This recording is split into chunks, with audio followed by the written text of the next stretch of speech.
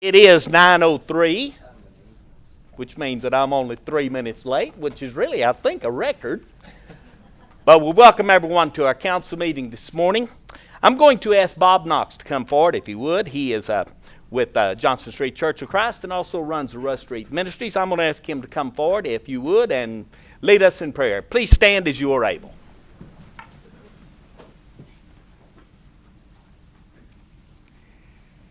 Kind Father, we just thank you for the opportunity to live in a town like this, in a country that says we believe in you and in you we trust. Father, would you help everyone in this room this morning that we would conduct ourselves as servants of one another. And Father, help us to be more like you, who emptied himself in the form of a bondservant. Father, you love us more than we can ask or think. And Father, we ask you to help us to love one another. Father, bless this city. Bless this council. Father, give them wisdom and strength and love. Father, help them to guide us and help us to follow, Father, as people of yours. We ask all these things in your precious, holy Son's name. Amen. Amen. Thank you, Bob. Appreciate you, man. And now, to help me with my Pledge of Allegiance, I've got the 7th and 8th graders from Trinity Lutheran. Let's see, we have Paige Harris, and that's all right, just come on up. I'll just call your name. You don't have to be in order. I have Savannah Rosani, Marie Crenshaw, Jesse White, Esther Whited, and Tristan Smith. And if y'all will, join us while they lead us in the pledge. I pledge allegiance to the flag of the United States of America and to the republic for which it stands, one nation, under God, indivisible, with liberty and justice for all. Honor the Texas flag. I pledge allegiance to thee, Texas, one state, under God, one and indivisible. Thank y'all so very much. Excellent job. And I'll say one more time, I don't know who it was that came up with the idea to have children come in and lead us with the pledge, but it was an excellent idea, and I'm so very proud of our children. We have a proclamation. Is there anyone here from Mosaic? Amy, there you are. Good morning. Amy Flint, how are you? I'm good. How are you? Fine, thank you. We have a proclamation here to read about Mosaic. The month of March 2015 has been designated as National Intellectual and Developmental Disabilities Awareness Month in order to celebrate and recognize people with disabilities. Disability is a natural part of the human experience and in no way diminishes the right of people with disabilities to make choices, contribute to society, and experience in full the many blessings of American society. Family members, friends, and the community at large all play a role in supporting people with disabilities as they pursue their dreams. The goal of this city property include helping people with disabilities realize full access to housing, employment, and the recreation activities which they create productive and satisfying lives and to live as independently as possible. Therefore, I, Dwayne Morrison, the mayor of the city of San Angelo, on behalf of the city council, do hereby proclaim the month of March 2015 as Intellectual and Developmental Disabilities Awareness Month in San Angelo, Texas, and call upon the citizens of the city of San Angelo to observe the month with appropriate programs and activities. Furthermore, I encourage the citizens of San Angelo to seek information from those organizations with expertise in matters concerning professionals who support individuals with intellectual and developmental disabilities. And Amy, I'm going to let you make your speech now. Perfect. Thank you so much. Yes, ma'am. Hello, my name's Amy Mazzell Flint. I'm the Community Relations Manager for San Angelo for Mosaic in San Angelo. And for those of you who don't know, Mosaic is an organization that provides services to people with disabilities. We do this through group homes that we have throughout San Angelo. And then we also provide support to foster parents who have people in their homes that have special needs. And then we also provide other services to people with special needs. Mosaic in San Angelo is unique in that we have therapeutic horseback riding for not just the people we serve, but anybody who has physical and intellectual disabilities.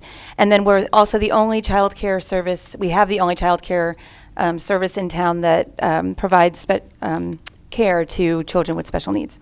So while we always strive to share the needs of the people in our community that have intellectual disabilities and other special needs, Intellectual and Developmental Disabilities Awareness Month is the perfect opportunity for us to share with the community of San Angelo that there are people in our community that have special needs and and have the same goals and dreams that all of us have. So I invite all of you to come to, we have free lunches twice a month that are called Discover the Possibilities, and it's a 1-hour lunch. We have this month they're on March the 4th and March the 17th, and if you'd like to come, please just give me a call at Mosaic and I'll set you up. Thank you very much. Thank you, Amy.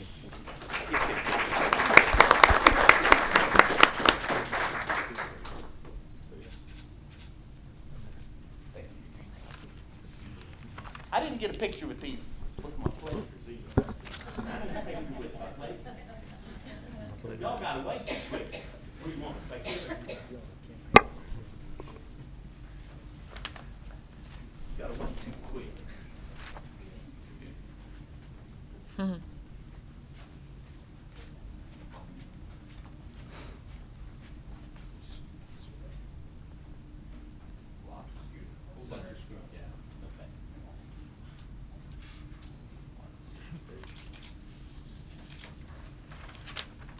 Thank you all very much.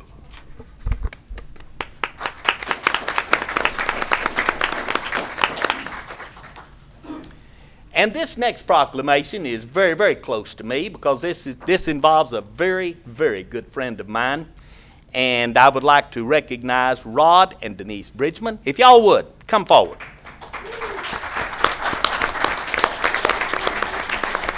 I remember in 2003 when Rod came to the city council and asked for money for the Downtown Association. It's where I first met him, and I'm going to tell you what, there is no one in this world that has done more for downtown San Angelo than Rod Bridgman. And we've got a lot of them that have done a lot, but Rod was instrumental in working and bringing downtown San Angelo back. So now we have nightlife in San Angelo downtown after dark. We're used to, we didn't hear anything but gunfire. So let me read this proclamation. Rod and Denise Bridgman have been an invaluable impact on the growth of San Angelo arts and music and downtown business development since moving here in 1998. They have nurtured local artists and musicians and have hosted international musicians in San Angelo through their Blues Inn and venue known as the Sealy Flats, leading the way for a rebirth of nightlife and the revitalization of overall downtown business. They, Rod, Denise, and Sealy Flats were catalysts for putting San Angelo on the national blues map with the implementation of the San Angelo Blues Society and the Simply Texas Blues Festival.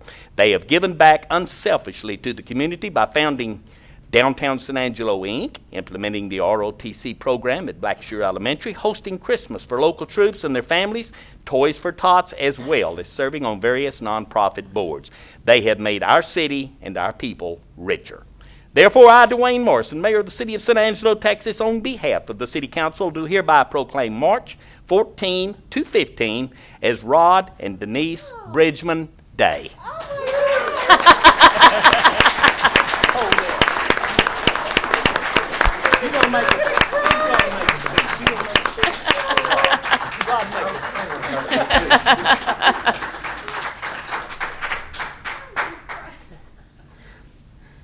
We weren't expecting this.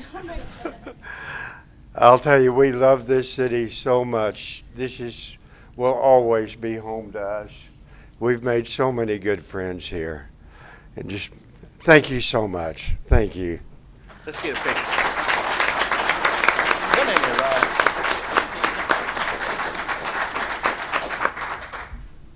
Thank you so much. And we also have a lot of the members of the Blues Club here today that showed up. And we've got a big shindig going on at Sealy Flats. It's the 14th, isn't it, Rod? Yes. Okay, so that's going to be a lot of different bands coming into play. It'll be a fun day. We had one more recognition. I had the San Angelo Central High School Bobcats boys and girls swim team. They were unable to be here today, so we have rescheduled them for the first meeting in April. So we'll get to them at that time.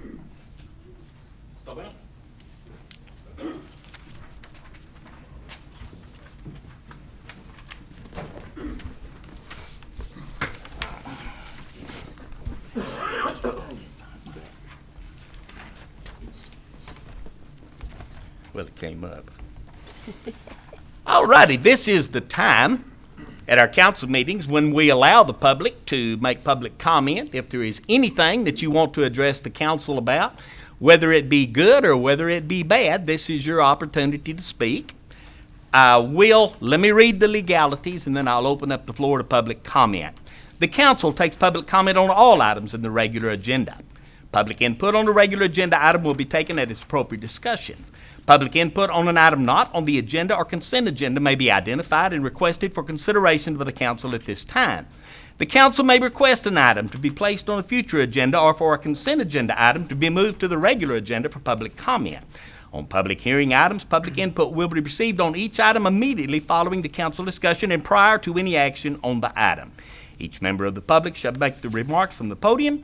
Begin by stating your name. Remarks by each citizen will be limited to 3 minutes unless waived by a council meeting for all speaking on that matter. No individual will be allowed to speak more than once on any one subject until every citizen wishing to speak has done so. Line forms at the front.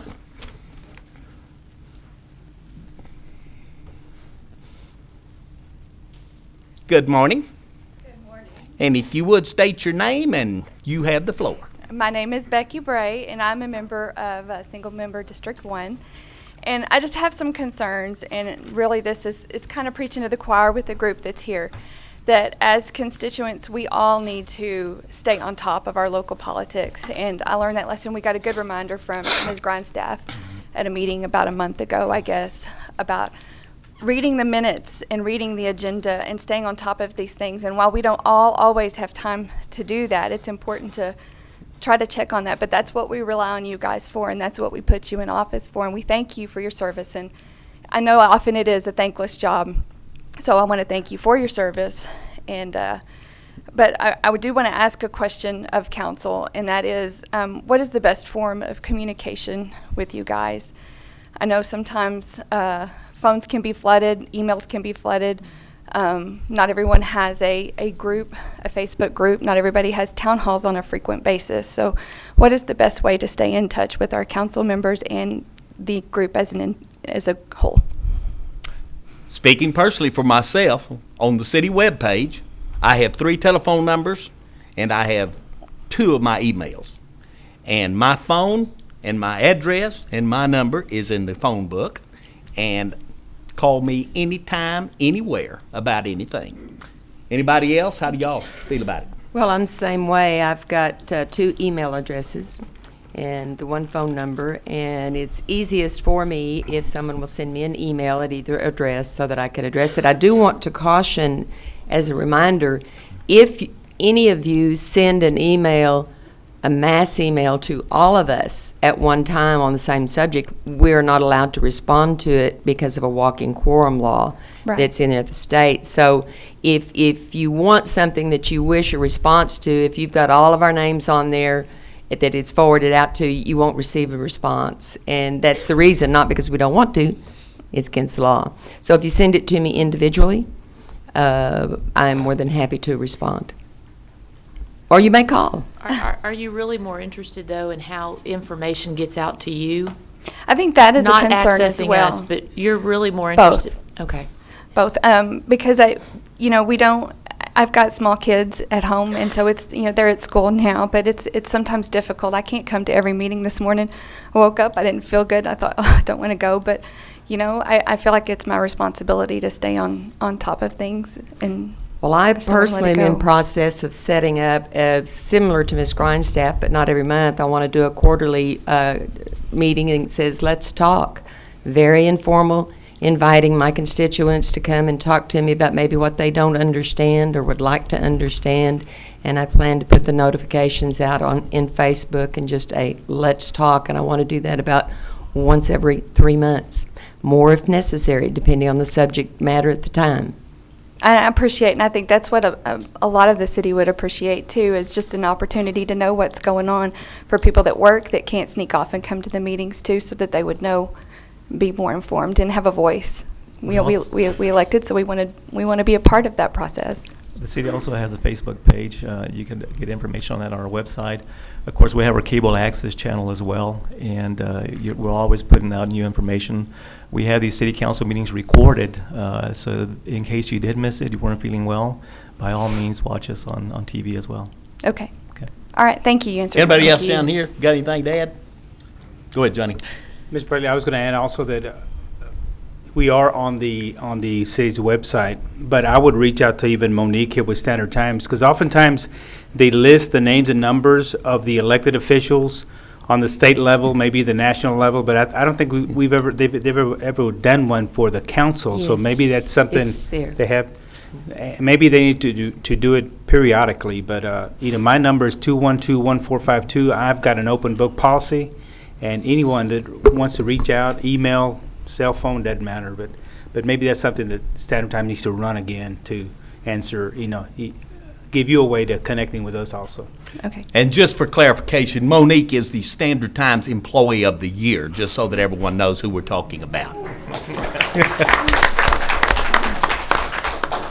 Thank you, Okay, ma'am. that answers my question. Thank you.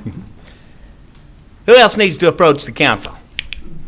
That one was easy.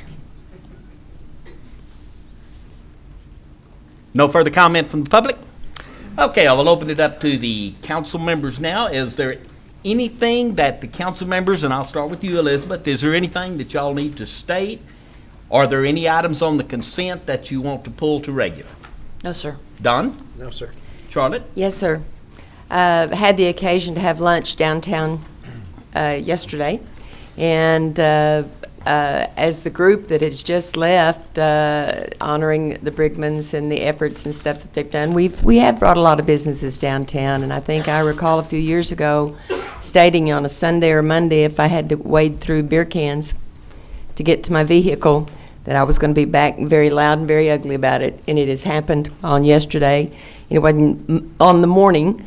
This was noon, and they're on Chadburn, the new business in the center of Chadburn. But wading through the beer cans and the paper cups and the water bottles was not a pleasant experience. And on my visit there, I had numerous of the business people come out and point out to me where they were from, and they were quite aggravated, so I would like city enforcement to look into that. I'll have James look into that, no problem. And then I would also like to pull item number 5 5. from the agenda, consent agenda. 5 or 6? I'm Or for 5 and 6? Both. Both 5 and 6. 5 and 6. Is that the way you're pulling?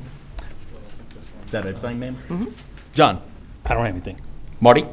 I'd like to pull item number 2. Number 2? Rodney? None at this time. Okay. All right, then I am going to entertain. I move that we approve the consent agenda minus items 2, 5, and 6 as presented. That's what I was looking for. Second. Anybody want to second that? Marty? Do have a motion to approve the consent agenda items that will be, what do we have on here?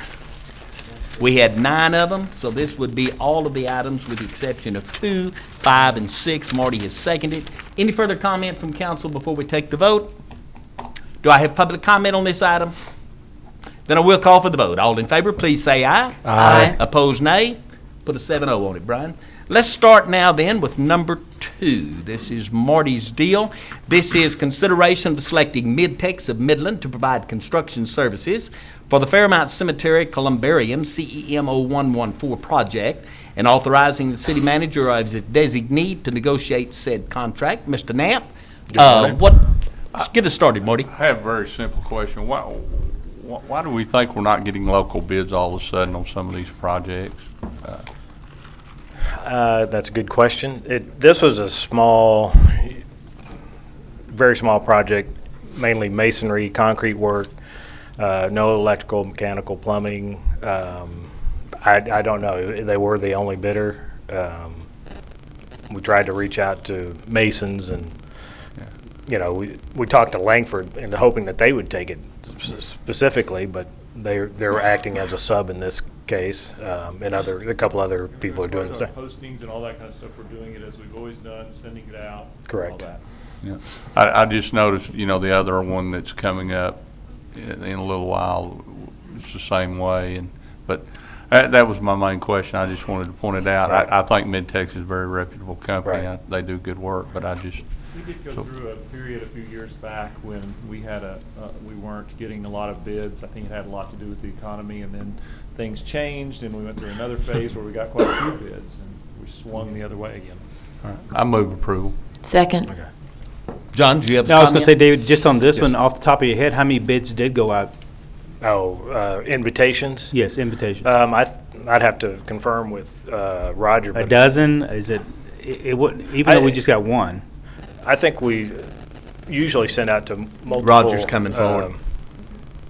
I know on the other Send it side. out to the whole list, I think, Okay. like, even the big guys would get it.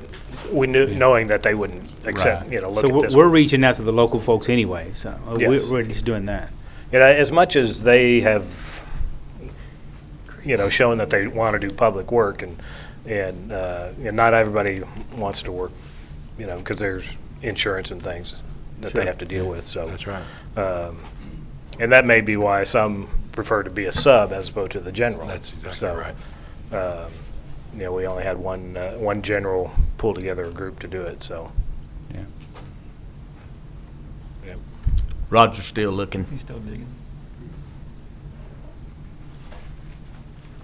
You just thought you were about to retire. We're still working. End of the month. I don't have the exact list with me, but it's normally about 12, and we had 4 that attended the pre-bid meeting. Thank you, Roger. That answer your question, John? Yes. Satisfied, Marty? Yeah, Somebody I move moved. approval. Somebody seconded. Who was it? Me. You. Okay. We do have a motion to accept item number 2. It has been seconded. Any further comment from council on this? Do I have public comment? All in favor, please say aye. Aye. Opposed, nay. Put a 7-0 on that one, please. Item number 5, consideration of approving the Economic Development BREP Performance Agreement between Costa DC and Dakota Coffee Company Incorporated in the amount of $98,288.50 in economic incentives, and substantially the same form as the attached, and ratifying the authorizing for execution by the Costa DC Board. Mr. Pena, start us off, Charlotte. Well, I would like, if I could, ask legal counsel if we could move these 2 items into executive session to talk about some items before we talk about them publicly. They are posted, and so they could be moved into executive session. I would like to discuss them in executive with reference to this and then come out and visit about it. Anybody else need to talk about an executive? I don't have any problem with it. I understand what he's doing, and I would be perfectly satisfied moving forward. But if put it in the form of a motion, Charlotte, that we move it to executive and let's see where it goes. I would like to move that these 2 items be moved to executive session to discuss our recent audit and the effects of and what has transpired that has to do with how this will be set up and monitored. I'll second it. Okay. We do have a motion. We do have a second. Any comments? Public comment? The motion has been made that we move number 5, which is a Costa DC with Cody Coffee, and number 6, which is Costa DC with Medhab, to the executive for discussion, and then we'll bring this back after the executive and vote on it. All in favor, please? Yes, John? Yes, sir. We should be stating what exception that we're going to place this into executive session, whether it's consultation with attorney, if there are some legal issues that, you're concerned about.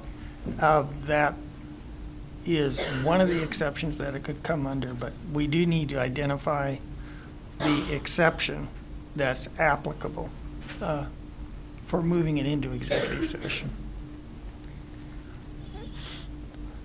I didn't hear a word you said. So. We have to give the reason that can be discussed in executive session. Would that be to consult with the attorney? Yes. I think that's the 55107, about 5510712. Okay. 5510. My memory's not that good, Brian. You got to give it to her. 551072. Yes, to consult with section 5510.712. That will be added. That would be added to my motion. Added to the motion. And you will add to your second? Yes. Okay. Any public comment on this before we vote? All in favor of moving, please say aye. Aye. Any opposed, nay? All right, put a 7-0 on that one. We'll move 5 and 6, and we'll deal with those In executive. after a while. Was that motion made for 5 and 6? Yes. Okay. Yes, it was 5 and 6, and then adding the appropriate numbers to it as well. Okay.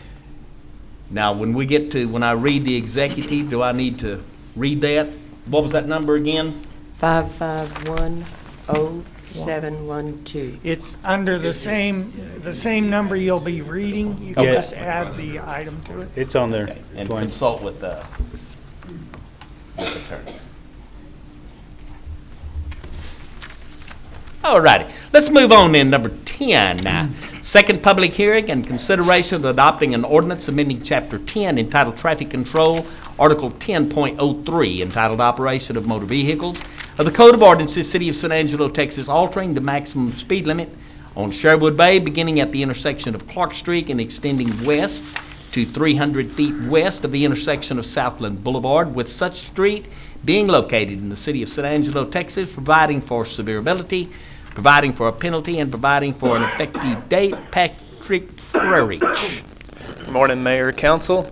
We're here this morning for a second reading of the ordinance to amend the traffic control ordinance to allow the speed limit along Sherwood Way from Clark Street to 300 foot past Southland Boulevard to be placed at 40 miles per hour. As we said at the last meeting, TxDOT performed a study along this stretch of roadway, and they recommend that the speed limit be placed at that point. A change of our ordinance is necessary to enact this recommendation, TxDOT's recommendation. Well, I was the one that asked that this be put on the regular agenda instead of the consent agenda, because I'm against changing the speed limit. I think there was a survey done, and 87% of the automobiles was driving at 47 miles per hour on this stretch. Yes, sir. And the speed limit is already 45, which is where the traffic is driving. That's the natural flow. And by us dropping this down to 40, I remember I was honored and privileged to take a driver's course here several years ago, thanks to our police department. And I remember one of the things that they told us in this course was that more accidents are caused statistically by slow drivers than by fast drivers. And I just think if we change the speed limit from 45 to 40, when they're already driving 47, we can either, one, create a speed trap, or we can write a bunch of tickets, and I don't think that's the intent of this. I think people are still going to drive 47, and I think some are going to be driving 25 and 30, and I think we're going to create more problems than what we're solving. I am very much against this, and that's where I'll start it. And I'll move for Charlotte. You're first. Anybody else? It is my district, and I do drive the area, live out in the area, shop in the area. I personally think the traffic out there is way too fast. Then I'm older. But at the request of a dozen business owners who are trying to operate their businesses through there, and their complaint being the traffic is too fast for the number of cuts that go out onto Sherwood Way. The various little centers or shops or businesses, and the confusion of a three-way stoplight that is out there. So I assured them, since I was their representative, I would ask the city and the state to do a study about the speed of the traffic and would work off of that recommendation. State's recommendation is that it does need to be lowered. There are considerable cuts into the street, which makes it hazardous. That's the reason it is here, at the request of the citizens. And I have not, with all the publicity that has been on it, I've not received one phone call from any of the business owners to go back to or roll it forward. They do want it lowered. I have had one continuous call, a complaint from a gentleman who doesn't live in the area, that feels he is an expert and knows more than the state does, and does not want to do this. So I will support it because of the constituents and their wishes and the safety, if it will help prevent one serious accident. You were next, Rodney. Okay, I drove this road and I looked at it just past Oxford, or just to the east of where Oxford hits right there. It is 40 miles an hour all the way down Sherwood Way on that side. So it's not like we're lowering it down to a speed that it's not at. So it goes from 40 to 45 all the way out past the Sam, or out to Sam's out there. So I don't see this as a problem. I also talked to 2 business owners like Charlotte and 1 property owner on that stretch, and all 3 of them wanted the speed to be lowered. When the state comes to us and gives us their advice, I think that they do these studies more than any of us, and even more than our own staff does. This is what they're paid to do, and when they're giving us a recommendation of lowering it, I think this will not harm anybody. I think, unfortunately, what most people do, and I'm probably one of those people, is if the speed limit is 45, I do drive probably 47. I hate to say that with Tim in the room, but so I'm thinking if you lower it down to 40, you're probably going to drive about 43 with traffic, and that's what happens a lot of the time. But it would still lower it by 5 miles an hour. That's the way I'm looking at it, so I am for this also. Elizabeth? I agree with everything that both Councilwoman Farmer and Councilwoman Fleming have said. I think that it's always smart when we follow adopted guidelines, and I believe, Patrick, in your last presentation, you quoted the MUTCD, which is what your office would use, as well as the state district engineers. When we go to the state and ask them for assistance or their advice, I think it would be ridiculous for us to do something that we kind of want to say is from our gut rather than from sound engineering principles. So I'm in favor of this, and I would make a motion to approve for the second time. Okay, do have a motion to approve going from 45 to 40. I do have a second. This is second reading. Further comment from council? John? I just wanted to add, with all due respect to everyone voting for it, I am against it, and that's just me personally. I find myself, and I would ask Tim to cover his ears, but I find myself also, I'm doing 45 or a little bit higher sometimes till I get the elbow from the wife, hey, slow down. But I just don't see that it's going to make such an impact, just changing the 5 miles. So I find it hard to believe that it's really going to make that much difference than it does already. So I'm going to vote against it, and just for that reason. Further comment, council? Do I have public comment on this item? Call for the motion. Call for the vote. Motion has been made. We drop it from 45 to 40. All in favor, please say aye. Aye. Any opposed, nay? Nay. Nay. So I got 3 nays and I've got 4 ayes. I believe that's exactly where it was last time. Again. Did you vote for Let's have the ayes. Raise your hand, ayes. I think we lost. Yeah, you lost. Oh, it did change. We have 3 ayes. Now let's have nays. That would be 4 nays. So the speed limit will stay at 45 miles per hour. Thank you very much. Let's move on to number 11, which is a presentation on the Spay Neuter Initiative Program, a new partnership between the city and Concho Valley's Paws. Presentation by Anthony Wilson, our Public Information Officer. Thank you, Mayor. You have the floor, sir. As you mentioned, I'm here to talk about a new initiative that is actually a partnership between the city of San Angelo and our friends with Concho Valley Paws, which is Pets Are Worth Saving. And there's no denying that San Angelo has a pet overpopulation problem. We took in more than 6,800 unwanted animals at the animal shelter this past year. The problem is that there's no way that we can adopt out that many animals. And so Bob Solis and myself and Jenny Wilson with Concho Valley Paws engaged in some discussions about how we might attack that problem from the opposite end. And what we came up with was this initiative. The Spay Neuter Initiative Program, acronym SNP, you can imagine why that is. And you see this logo right here. This was actually designed by Jenny's husband, Michael Wilson, who happens to work for McLaughlin Advertising, which is the city's advertising agency. And what SNP is, as I mentioned, is the Spay Neuter Initiative Program. And basically we have two aims. One is we're trying to raise awareness and to educate our citizens about the need to alter their pets, because that's the best way to ensure that we don't end up with unwanted litters in our community. The second thing that we're doing is we're trying to raise awareness of PAWS's voucher programs for people who feel that cost is a barrier to spaying or neutering their pet. PAWS does offer an extensive lineup of assistant programs.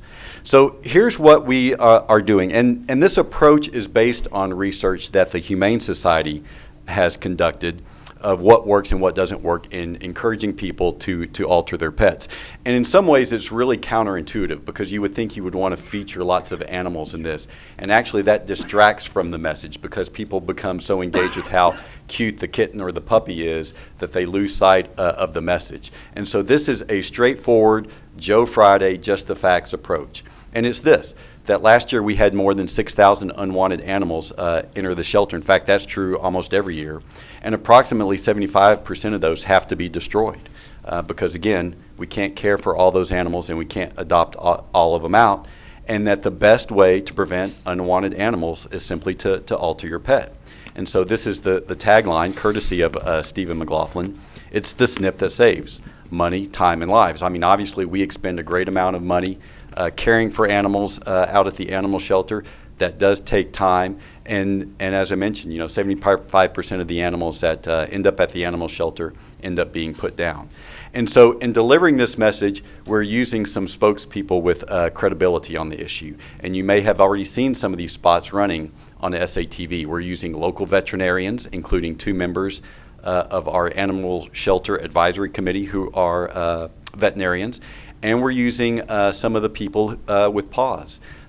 Jenny and Kristen Stanley from the ASU Cat Coalition, people who have credibility on the issue. And we will soon be actually filming some spots with Bishop Cease, because he obviously has credibility in our community. And the interesting thing about Bishop Cease is his father was a veterinarian, so he can speak very knowledgeably about the need to alter your pet. These are our target audiences. People, the research that the Humane Society presented says that the low-hanging fruit in this initiative is simply people who have not considered the need to spay or neuter their pets. So that's one of the audiences that we're trying to reach. Those who believe the procedure is too expensive. And it's really not, especially when you consider the total expense of caring for a pet over its lifetime, feeding, veterinary care, kenneling, grooming. The cost of altering your pet is just minuscule compared to that overall cost. And if you do believe it's too expensive, then, pet ownership may not be for you, and it's not for everybody. And then also the owners of pit bulls and chihuahuas. And the reason for that is those 2 breeds are the most predominant breeds by far in our animal shelter. And so PAWS has a voucher program that will, free of any cost whatsoever, you can have your pit bull or your chihuahua spayed or neutered. And I don't know that a lot of owners of those breeds are aware of that. We are communicating this through the mass media, our friends at the TV stations and the newspaper. In fact, we are soon going to begin running a Sunday graphic in the Standard Times that shows how many animals that we've collected in the animal shelter to date, year over year, and how many have been destroyed. And we're also going to be comparing those numbers with what happens in Midland and in Abilene as well. We are, of course, communicating this via social media. And if you've seen our Facebook page this morning, you'll see one of the messages that we've already conveyed. We're open to doing community presentations for any civic groups that would like to know more about the SNP program. We've done the spots on SATV. You see Brian over here. He's filming this presentation so that we can do a story on SATV about this presentation. And we're going to be filming it very soon for the city, our interview show.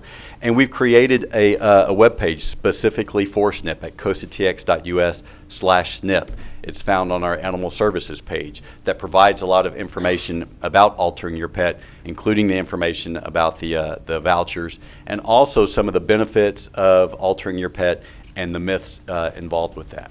Now, essentially what we're trying to do is we're trying to change a culture here in San Angelo so that people spay and neuter their pets on a more frequent basis. And we believe that we can do this because we've already been effective in this regard on a very serious issue, and that is water consumption. In 2012, you see here on this slide, the average person was using, over the course of a day, 177 gallons of water per day. And of course, you guys know we have sounded the drumbeat on this, a constant drumbeat of conserve water. We need to conserve water. Be careful with your water usage. And by 2014, that number had dropped from 177 gallons per person per day down to 127 gallons per person per day. And I think that's pretty remarkable, and there's no reason that we can't have this sort of significant gain when it comes to reducing the number of animals that are entering our animal shelter and that eventually have to be put down. So with that, I just wanted to make the council aware of this. We'll answer your questions, and Jenny is here as well, and she can answer any questions or make any comments that she'd like as well.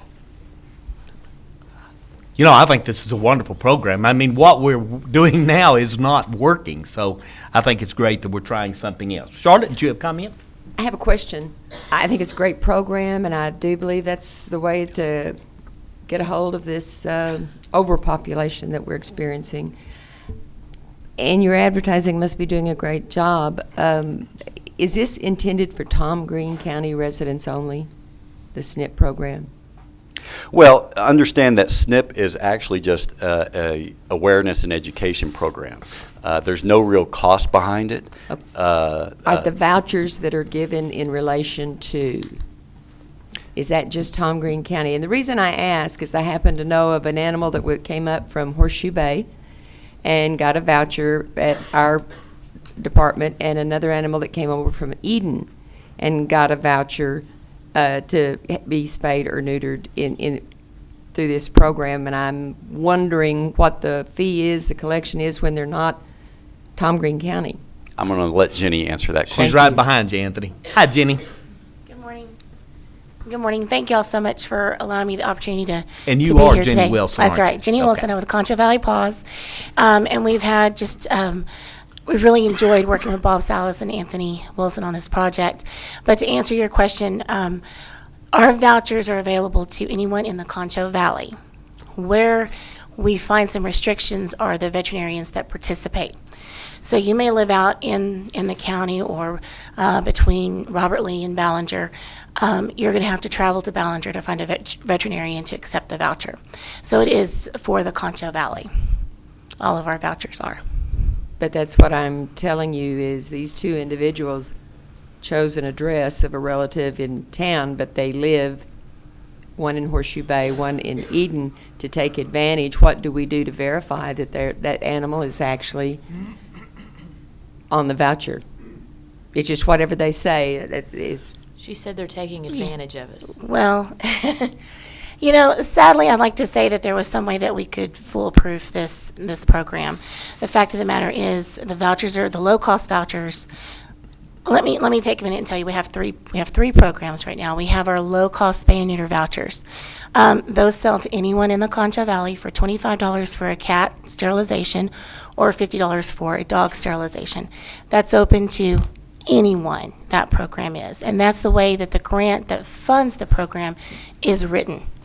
We do provide free vouchers to people that report low income, and the standards for that low income is a family that has an income of less than $24,000 annually. So we do have a way to verify that within the grant structure that funded that program. I don't have a problem with spayed and neutering pets. I'm all for it. I just don't want people to feel like they have to lie or they have to cheat. I just want us to say, we'll take any animal from anywhere to get it spayed or neutered. Councilwoman, I think it's important to note that PAWS's voucher program doesn't involve any city funds whatsoever. I mean, it's grant funded for grants that they go out and apply for. So there are no public dollars involved with what PAWS is doing. Now, it is true that if I were to bring a dog from outside the county into the county and it gets loose and the animal shelter picks it up, then before they will release it to me, it has to be spayed or neutered. And there is a fee associated with that. But what PAWS does is free and clear of any city money whatsoever. I just want to cover all of them and make it legal to cover all of them. So that, to me, if we just try to take care of our little niche, you know, animals stray. They tend to stray. They don't know where county lines are. Yeah. Well, like I said, our programs, we are Concho Valley PAWS, so everything that we do targets the Concho Valley. And again, where we do run into restrictions and is in the delivery of the services by the veterinarian. If we can get more veterinarians out and the surrounding counties involved, then we'll definitely go after the funding to provide more. Okay, thank you. Thank you so much. Any further comments from council on this? I would just like to say that I really appreciate all the teamwork between your organization, city staff, public information. It looks like a great initiative, and I'm sure it will be very successful, because for all that we do, it makes no difference if the public does not hear the message. So good job, everyone. Go ahead and move approval then. Does it need an approval? It's just presentation? Right. Okay, Doesn't very need well. an approval. Then we approve it anyway. Very well, let's move on now to number 12, which is the first public hearing and consideration of approving an ordinance of the City of San Angelo, Texas, amending the Code of Ordinances of the City of San Angelo, Chapter 12, Exhibit A, zoning ordinance by number 1, amending Article 3, Use Regulations, Section 310, Use Table, industrial use categories, adding a use designation as frac sand, propant transloading, and warehousing operations to permitted only in the heavy manufacturing zoning district with a conditional use. Number 2, amending Article 3, Use Regulations, Section 316, industrial use categories by redesignating some parts A through F as subparts B through G, respectively, and adopting a new subpart A, frac sand, propant transloading, and warehousing operations, providing characteristics, accessory uses, and exceptions, amending Article 4, specific use standards by redesignating sections numbered 410 through 426 as sections 411 through 427, respectively, and adopting a new section 410 entitled Frac Sand, Propant. How do you say that? Is that?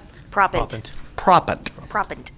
It's a brand new one. Propant, transloading, and warehousing operations, establishing general and operational standards, conditional use application procedures, and conditional use application requirements for frac sand, propant transloading, and warehousing operations, amending Article 8, definitions, Section 804, defined terms, to create definitions for flocculant, frac sand, propant-related waste materials, frac sand, propant transloading and warehousing operations, operator and propant, providing a severability clause, and providing an effective date.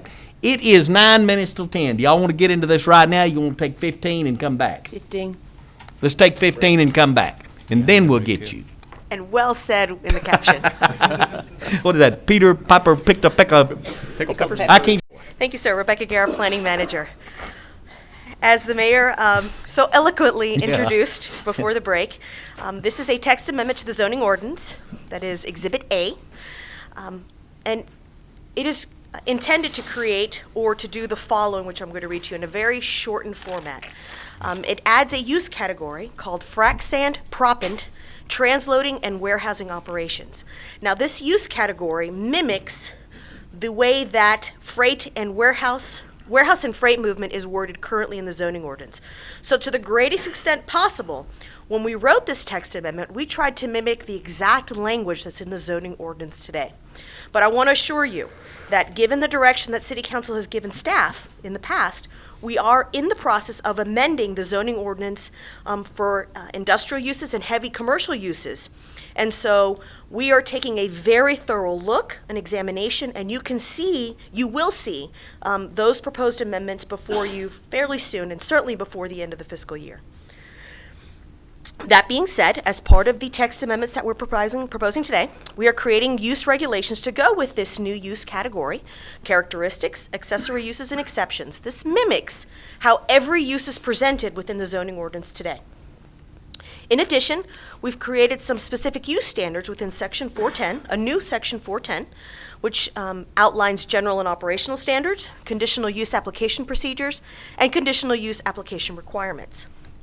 What we've also done is we've created definitions. We've created 6 new definitions, which, again, the mayor has so eloquently read before the break, and I will go through them as well. They're also contained within the memo that we sent out to you. So let's get into it. The text amendment use category, as I said previously, is called Frac Sand, Proppant, Transloading, and Warehousing Operations. The zoning district which it will be allowed in is Heavy Manufacturing District, and it will be that district alone. What we are proposing is that a conditional use approval be required from the Planning Commission in order for that use to be allowed within the Heavy Manufacturing District. Now, the reason why we do that is that this is the only means in which staff can, for all intents and purposes, enforce any conditions or any promises that a developer or a operator would like to have, and he agrees to. We have no other way of memorializing this other than CC&Rs, and we are not party to a CC&R. So the city cannot enforce it should, for some reason, it go away or it never happen. This is the least invasive way that a municipality can do so, this municipality in particular, because the conditional use only goes to the Planning Commission. It doesn't have to have 2 readings before City Council. So, at Planning Commission, the condition of approval can be placed. The Planning Commission can approve it, and if anyone is aggrieved, it still affords the public, and more importantly, anyone who may be aggrieved by anything that has happened as part of that public hearing, to still appeal to this City Council. And it gives the City Council the opportunity, if someone is aggrieved, to hear that, to hear those statements, or to hear those concerns, and take any actions which may be necessary. Now, they may not be necessary. There may not even be conditions of approval associated with it, but it still affords the public the opportunity to do so and to come before this council to have themselves heard. So what are the characteristics? Frac sand, proppant, transloading, and warehousing operations deal in the warehousing, transloading, and/or transport of industrial silica sand, processed frac sand, or proppants to and from any site. Accessory uses may include offices, truck fleet parking and maintenance areas, loading areas, and weigh stations. There are exceptions that are listed. Manufacturing and production uses. So if any of these operators intend to process the frac sand, if they intend to do any sort of chemical changes or production, that is the including of aggregates with that industrial grade silica frac sand, that is going to be termed as a manufacturing production use, and so it will not fall under this category. Manufacturing production, which has all those nuisances that were talked about so much with a previous case, which we'll not bring up, it will fall within that use. And those characteristics, those exceptions, those specific use standards, and more importantly, the nuisances, which cannot be produced as a result of those operations, will be addressed as that part of that use category. This use category only deals with transloading, transportation, and warehousing of frac sand and proppants. Another exception is waste-related uses. If the frac sand or the proppant is a byproduct of the frac sand process, if it has any waste-related, solid or liquid, it will be considered a waste-related use, and it will not fall within this use category. There are use standards associated with waste-related uses, as well as specific use standards related with it that also have nuisance standards associated with it. And finally, warehousing, transloading, and transportation of construction-grade sand, stone, gravel, and other aggregates is not included. So that is that operator who is just transporting plain old sand or gravel or any of those construction type of materials will not fall within this particular use category.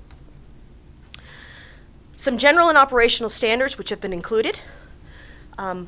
The operators will be required to have some sort of control of surface water runoff consistent with our city codes. They will not be permitted within 300 feet of a residence or residential zoning. That is consistent with how the TCEQ currently handles the permits that are required for the operation of these type of facilities. There shall be no outdoor sand piles. There will be no truck hauling on roads classified as local roads per our major thoroughfare plan. And again, I'll reiterate, there's a conditional use approval will be required by the Planning Commission. Lighting and noise shall not create nuisances. All warehouse frac sand and proppant structures shall be roofed and enclosed on all sides. This includes, and the language actually covers, the silos that you often see associated with these type of operations. All vehicular maneuvering, parking, loading, and transloading areas shall be paved with concrete or asphalt. This is something that this council particularly had concerns with on the previous case, which shall not be mentioned. And finally, they must be compliant with all Neuter City codes. So the conditional use application procedures are fairly consistent with the conditional use application procedures that exist for any other conditional use which may be required within the city of San Angelo. You have the application itself, the fee, the review of the application, the review before the planning commission, and if you want to amend it, the conditional use that you've received previously, you go through the exact same process that any other conditional use would have had to go through. The requirements are the same as any other facility that has to submit for a conditional use application. Basically, staff is verifying who's the owner, who are you leasing it to, who is going to be operating this. In addition, we need some aerial photos, some topographic maps, and we would like to see a location of where all the structures and parking areas and storage are going to be. An operation plan will be required. This gives us the opportunity to know when it is that the operation intends to be begun or started, and if there's an end date. We'd like to know where your access points are, where your truck routes are going to be. It's very important for us to determine if you're going to be accessing any local roads. How many, the traffic frequency. We require a water budget and runoff control measures, as we would per city code today. Listing of all hazardous materials and measures for securing them, and a listing of all flocculants and their usage and disposal. And I'll get to later what a flocculant is. And here it is. A flocculant is a substance that promotes the aggregation or clumping of particles. What is a flocculant? Flocculant with an A. Flocculant with an A is, most people use water. You take the sand, you want to clump, and it's usually for lower grade, for silica sand, which has been mixed with other aggregates. And so it doesn't become airborne. So that's what a flocculant is. Flocculant with an E, by the way, means having the texture of the tuft of wool. So don't let anybody tell you it's a flocculant with an E. It's a flocculant with an A. Frac sand is a hydraulic fracture grade industrial silica sand used in the production and recovery of oil and gas. Is there going to be a test on this? Sir, I have done months of research on this. That's awesome. Let me shine. Frac sand proppant-related waste material is basically what we talked about before. If it's a waste, it has any kind of byproducts as a result of being used, has liquid or solid waste, it would be considered a waste-related material, and therefore would not fall within this use category. That's a really long definition for basically everything I just told you. It's also in your staff reports. But what it says, most importantly, is it says what it doesn't apply to. So it's one of those exceptions that I talked about earlier. Operator means any person or entity who is engaged in or has applied for or been granted permission to engage in the use that we've discussed today. Proppant means any solid material, typically treated sand or man-made ceramic materials designed to keep an induced hydraulic fracture open during or following a fracturing treatment. On February the 16th, the Planning Commission recommended approval of proposed text amendment to Chapter 12, Exhibit A, with no changes. So the action requested today is to approve the proposed text amendment to Chapter 12, Exhibit A zoning ordinance and adopt the ordinance on first reading. This concludes staff's presentation. We're available for any questions you may have. Thank you. I think it's a wonderful presentation. I think it's something that's needed, Rebecca. Thank you. Thank you, sir. Let's start with council. Questions anywhere? I have multiple. If you go back to the conditional use, you know that I have been a critic of a conditional use permit. I have a feeling that something should be allowed by right and be well defined as to what the conditions are, the criteria for the activity within heavy industrial. So why does staff believe that a conditional use permit is necessary if the industry fits all the other criteria that you've explained? There are three major reasons why we're leaning towards receiving an additional approval in addition to having the correct zoning.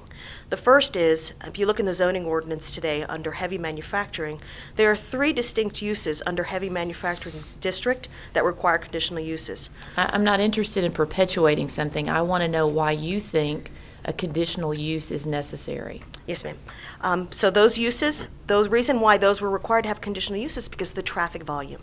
This type of use has the type of traffic volume which is consistent with retail sales and service, which also requires a conditional use in the heavy manufacturing zoning district. The second reason why staff recommends this conditional use for this particular use category is that there is no other way for the city to be able to enforce any conditions of approval which the operator may wish to put on it or which the public may wish to have on the use being operated on today. If you have straight zoning that is heavy manufacturing zoning district, there is no way for the Planning Commission or this council to place any condition of approval on the use of this facility other than having either conditional use or specific use. And the third reason is that upon our research of other municipalities that have done similar ordinances, every single one, not a few, but every single one of them have either required a specific use approval or a conditional use approval to be placed upon this type of use being operated. So is that more about like site design? I mean, where again, what is, other than the fact that we use conditional use here, which again, I don't like, I think that someone from out of town ought to be able to read the zoning ordinance and understand that they either fit within a certain classification or they don't. And a conditional use is yet another layer of approval that has some potential for subjectivity, in my view. So is it the site plan? What is it that you think that is most helpful about the conditional use as you've described this process or recommended this process? What it allows is on a case-by-case basis for a condition, for extra conditions to be placed if, say, the proposed use is next to an area where there is assembly, a church, a daycare. Any of those facilities, which may very well be located either next to or across from these type of facilities, there's no way of placing extra buffering, extra distances. Any condition that this council or planning commission would wish to place on these facilities, there's no other way to do it. And moreover, there's no way to memorialize should an operator wish in good faith to put in extra conditions on there. Other than a CCNR, which we are not party to, there's no way that we can enforce those extra conditions that an operator may wish voluntarily to do. See, I also have a problem with heavy industrial or heavy manufacturing, as we call it, to not be able to be free to have a heavy manufacturing classification. I know people don't want to live by that, and I'm very respectful of the distance that you've mentioned. And we've had a lot of discussion at different committees here about distance requirements from this kind of activity to a residential neighborhood or a residence. But at the same time, just as a neighborhood should be protected from the encroachment of heavy manufacturing or heavy industrial use, to me, so should heavy industrial be somewhat protected from the encroachment of activities that see them as nuisance.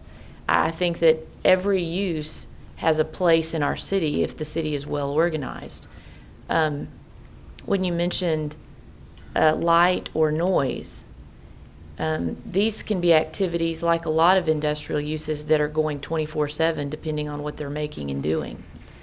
I'm interested in what you believe, is that I can see the light bulb from the public right-of-way kind of a lighting issue? Is that a noise that where we can say, well, it's offensive to me because I want to go to bed at 9 o'clock?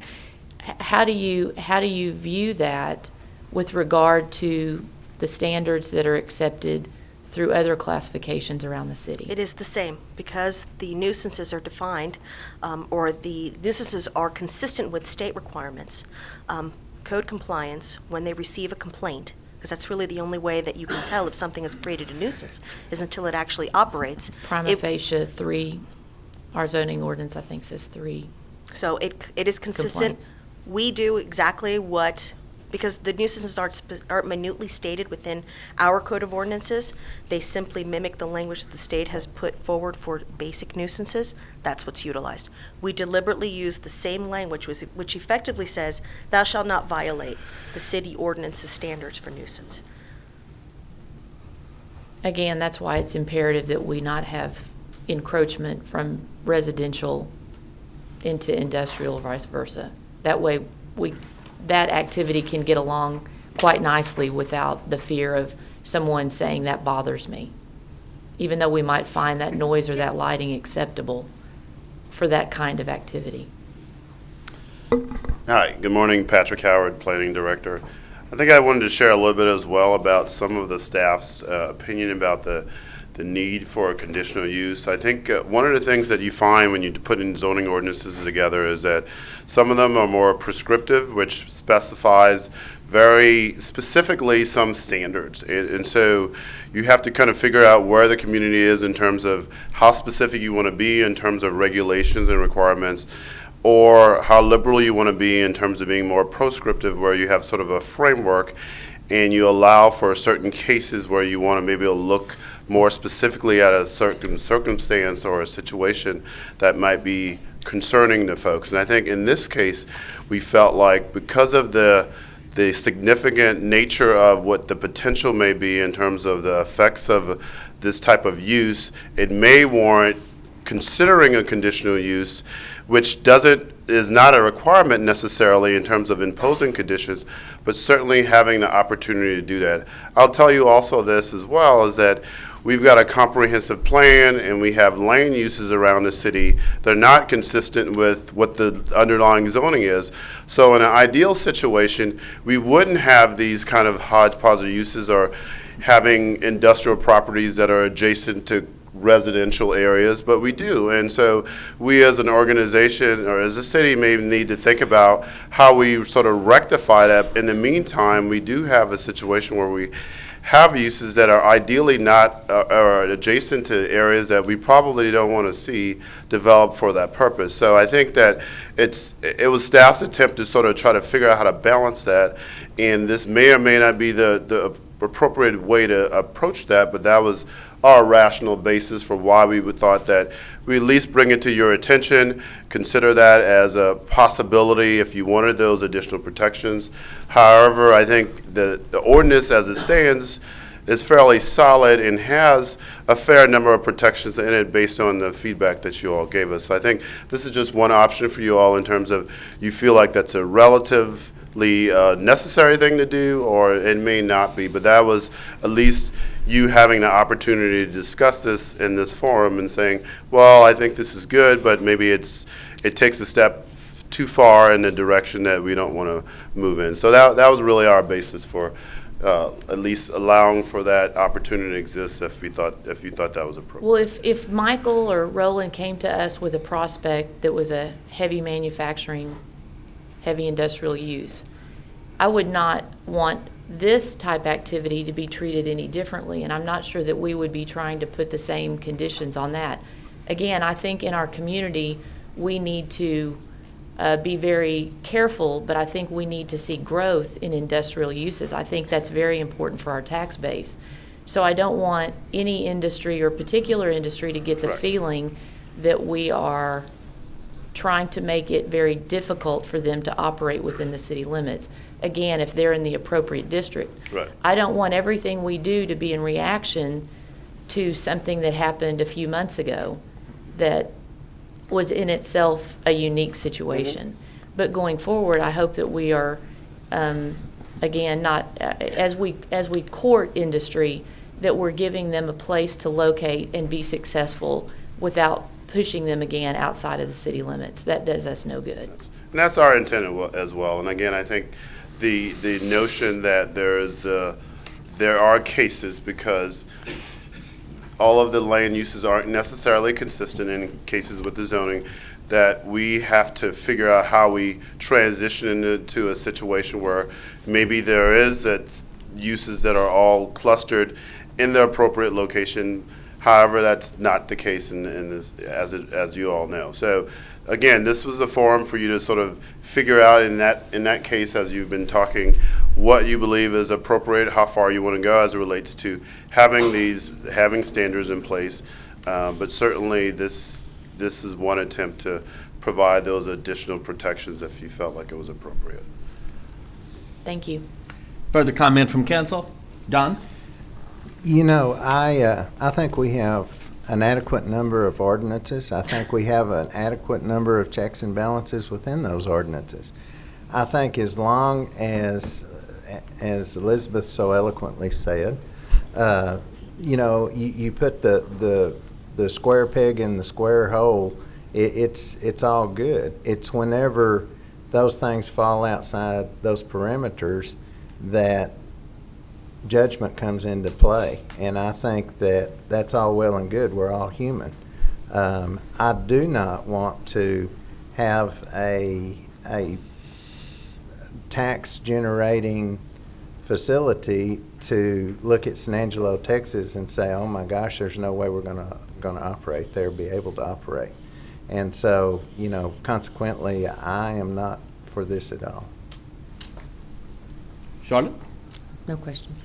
John?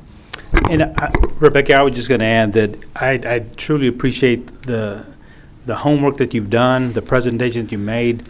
It all makes sense to this council member. I'm okay with it. I know that you guys are looking at the effects that facilities like these might have on the city as a whole, and you're trying to protect us, protect not only the business owners, but also the citizens that may live around these type of industry. So I'm okay with it. And Mayor, I move that we approve this item just as you presented it. Whether I have the votes, I don't know. But again, I appreciate some of the verbiage that I've learned for the first time, but I have a bigger understanding of how it should be and how it will work. And I'm okay with it. So I'm moved that we approve this item as presented, Mayor. I'll second that. Okay. Do have a motion and a second to approve. Marty, do you hear a comment, sir? None. Rodney? I agree. First of all, I want to thank Rebecca and Patrick for putting a lot of work. I know that Rebecca's done a whole lot of work on this, and I'm thankful that she has. I just don't want to see this come up again is the biggest thing. And this industry, I feel like this ordinance is going to target, and it is targeting this industry. And so I think this is going to protect us because I've looked at the plans on the railroad tracks going through town and the amount of property there is. And there are other areas that this could go inside of our city limits. A lot of people don't realize that, but there are other areas that it could have gone without this ordinance. And I think this ordinance is going to help protect that. I'm with Don. I don't like adding more ordinances. I think that we have a hard enough time keeping track of the ordinances that we have in place now. But I think this is a very important one that could solve a problem that I don't want to ever go through what we went through the last 6 months on that thing again. And I certainly agree with the conditional use because we need to protect our neighborhoods, we need to protect our citizens, and this gives us a tool to do so. Do I have further comment from council before I open it up to public discussion? Open it up to public comment. Anyone who wishes to comment on this?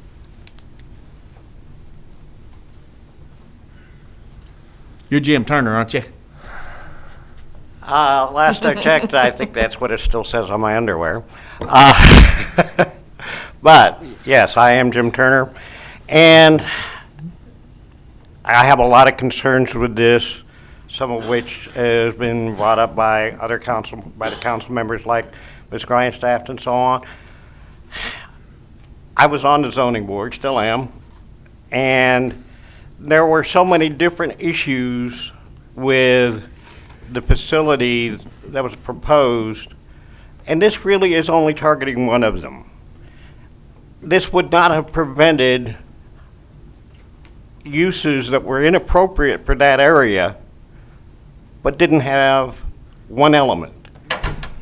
It doesn't address traffic issues. It doesn't address TCEQ in general issues. It doesn't address a lot of the things that came out and were presented that in themselves probably wouldn't have prevented a facility completely inappropriate from Hill Street from actually operating there. This ordinance is targeted way too narrowly on last year's problem. The second problem with it is not targeted out of a lot of the other issues that came up with that Hill Street facility that would have still made it a bad facility there, but it would be going today. And we're just one breakthrough away from having this same problem come up with different material in a different part of town, or maybe even in the same facility, because this is targeted way too narrowly, way too specifically, and it doesn't really fundamentally address how we limit the nuisances and the adverse impact of one use to another. And until you actually do that, this is at best a stopgap, and it's not going to prevent the zoning board from having to deal with a similar issue in possibly the not too distant future. We can't predict that. When this zoning was originally done, when zoning in general, that the type that we're using was initiated, a lot of these new uses couldn't even been anticipated. They weren't even science fiction yet. And we're in a world that changes processes, industries, businesses, how we do things dramatically. We have no idea what's going to be the impact of Texas because of the space industry. But that's starting to grow if you take a look at some of the other cities in our region. And that is going to impact where businesses that could come here should be located within the city. And this doesn't help us with that at all. And quite frankly, I'd rather that the zoning board didn't have to deal with stuff like this again. We put in an awful lot of work to make up for the fact that the zoning ordinance, the way it is right now, and the way it's understood, doesn't really do a lot of what people expect it to do. And until you attack that problem, this is just a Band-Aid on a very large wound. Thank you. Thank you, Jim. Marshall? Hello, I'm Marshall Hewling. Spoke to the Planning Commission, said let's not put the conditional use on it.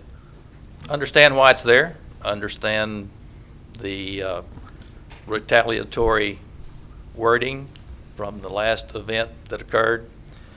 My only plea is don't put this off. Don't delay it. Don't try to reword it and rework it. If you're going to do it, do it. If not, don't do it.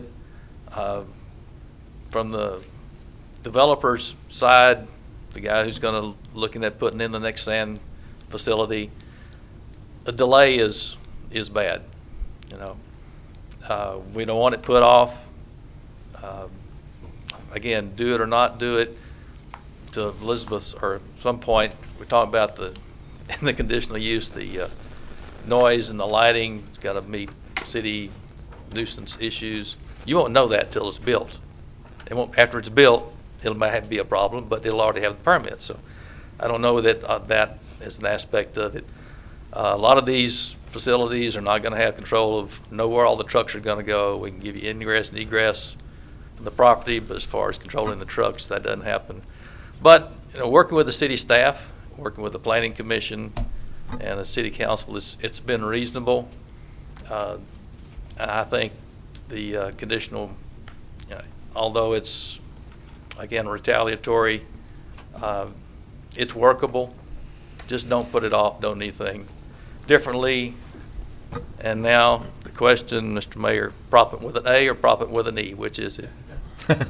So you said that there was going to be a test. I've already failed it. Flocculent with an A. It's with an A.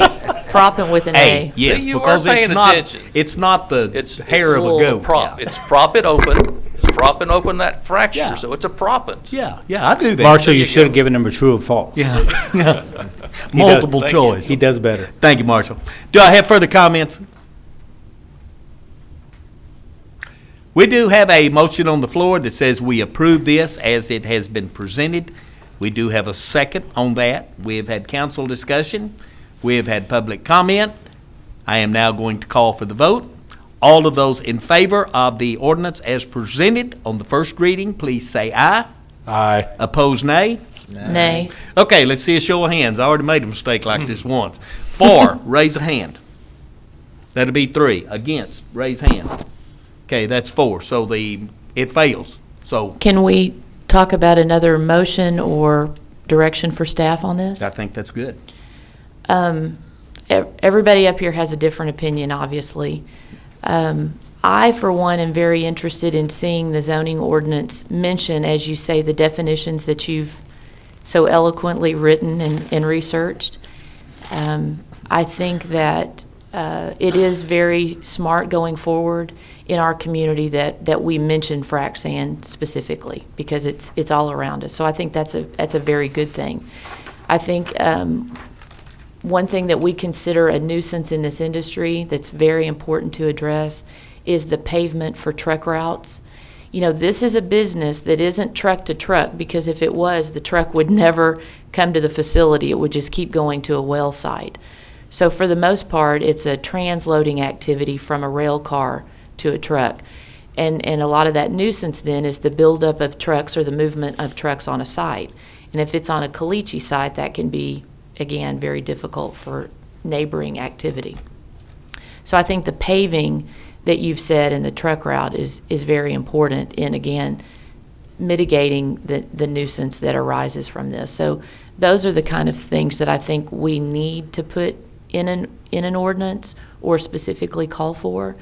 I just don't want this to be as targeting as perhaps it is, and then us miss the opportunity for industrial growth in our community. Mayor? Don? One of the things, number one, I've been where you stand, don't take this personal.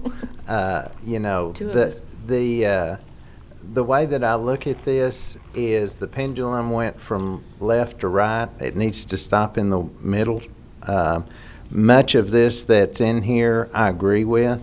I just, like Elizabeth said, I don't want to target anything like this.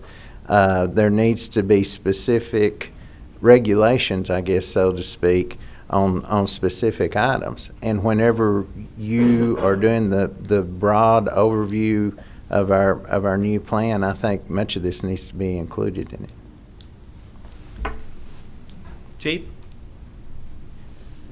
I definitely want to make sure that we get direction. As one of the items that was discussed with the conditional use, it sounds to me like as far as moving forward and amending this ordinance, we're looking at specifically disallowing or not really looking at conditional use as an option for us. Is that correct? I just want to make sure that we're clear on that. That would be my recommendation, but I completely understand what Patrick and Rebecca are dealing with. Mm-hmm. It's very easy to write a comprehensive plan or do a comprehensive plan update and get approval, but when you start looking at a zoning ordinance where you are specifically talking about specific parcels of land, that's where the rubber meets the road. And that's what this community has avoided for many, many years, because it's a very uncomfortable and difficult task. But that's where the true protection is. And we have inherited an accumulation of all sorts of uses that are neighboring one another that are not necessarily compatible. So going forward, they're going to need a lot of help in us working through that issue. And that's where, to me, the real tough issues are. And so, ma'am, what we are doing as part of our comprehensive look at both the comprehensive plan and the zoning ordinance, as part of what I talked about earlier, we will be looking at the heavier uses currently permitted within the city and amending the zoning ordinance and the comprehensive plan to address those uses. But what is crucial is following that text amendment, if and when it's approved by City Council, is for City Council ultimately to work with staff to do administrative rezonings of sites which have been given these zoning designations, perhaps in some cases inappropriately, whether they be heavy manufacturing or light manufacturing, when in fact the comprehensive plan designates them as commercial, as was the case for the Hill Street property. And so that second step, as you know, speaking for me personally as a planner, as an urban planner, is the most crucial step, because we can write all the text amendments that we like, but until the zoning designations are consistent with the actual future land use designations, and more appropriately and more importantly, the existing uses that surround these sites, there will never be a true change or fix for these situations which have been zoned inappropriately. So that being the case, there is an opportunity before you today to still be able to approve the text amendment. And the reason why I've worded it and I've created the slide this way is that third bullet where the specific use standards is being proposed, your motion can include everything except for the conditional use and the specific use standards associated with that conditional use. So you may still approve the text amendment, which has the definitions, which has the exceptions and the accessory uses and the characteristics. It will not have the general and operational standards. If you wish to move those general and operational standards, you can still keep them under specific use standards and only get rid of, essentially, so I'm going to boil this down for you, those last two bullets at the end of this slide, which says conditional use application procedures and conditional use application requirements. You can do away with those two, that is the conditional use requirement altogether, keep the general and operational standards, if you all agree with them, and approve the text as it's been written, minus the conditional use application procedures and the conditional use application requirements, which are contingent on conditional use approval.